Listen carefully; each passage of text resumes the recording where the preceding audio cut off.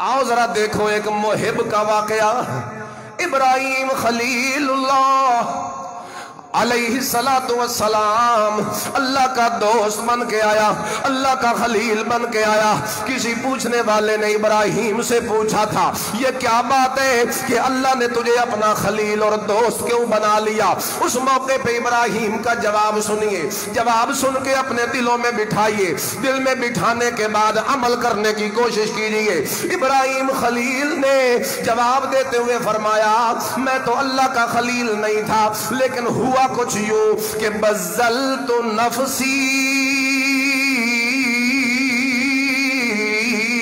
للنیرانی وولدی للقربان ومالی للضیفانی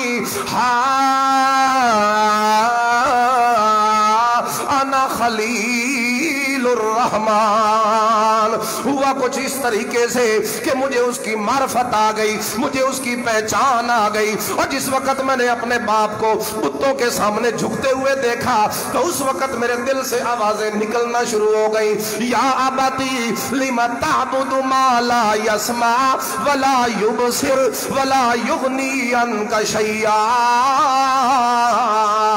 اور میرا بابا پتھر کے معبودوں کے سامنے کیوں جھکا بیٹھا ہے؟ یہ سننے کی طاقت بھی کوئی نہیں رکھتے، یہ دیکھنے کی طاقت بھی کوئی نہیں رکھتے، یہ نفع نقصان کے مالک بھی کوئی نہیں. تو پھر مجھے سمجھ آیا سننے والا وہی میرا اکیلا اللہ ہے، السمیع البصیر. اتنا زیادہ سننے والا ہے، دریا کی تہ میں کوئی بندہ کھڑے ہو کے پکارے تو سن لیتا ہے. اللہ اکبر کبیرہ، مچھلی کے پیٹ میں یونس پکارے تو سن لیتا ہے. وہ اتنا سننے والا البصیر،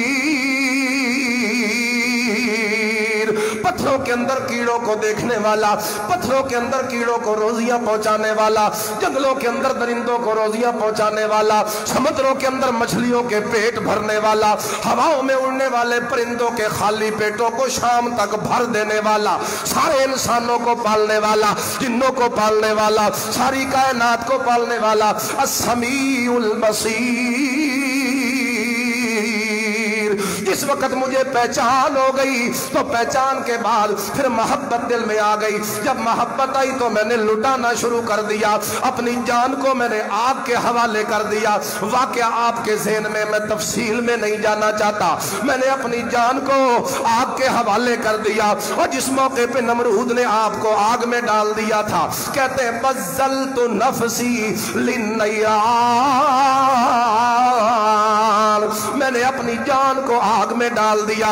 وولدی للقربان، اپنے معصوم لال اسماعیل اپنے اکلوتے بیٹے کو اس کے گلے پہ چھری چلا کے اللہ کے لیے قربانی کے لیے میں نے پیش کر دیا. یہی چیزیں تو سب سے بڑی ہوتی ہے، یا بندے کا مال ہوتا ہے، یا اولاد ہوتی ہے، یا پھر جان ہوتی ہے. اب مال دیکھو، کہتے ومالی للضیفان، میں نے اپنے مال کو دنیا کے اندر مہمانوں کے لیے خرچ کرنا شروع کر دیا. میں نے مال بھی اس پہ لوٹا دیا، میں نے اپنی اولاد بھی اسی کے نام پہ قربان کر دی، اور رہ گئی تھی جان، میں نے اپنی جان کو بھی اسی کے حوالے کر دیا تھا.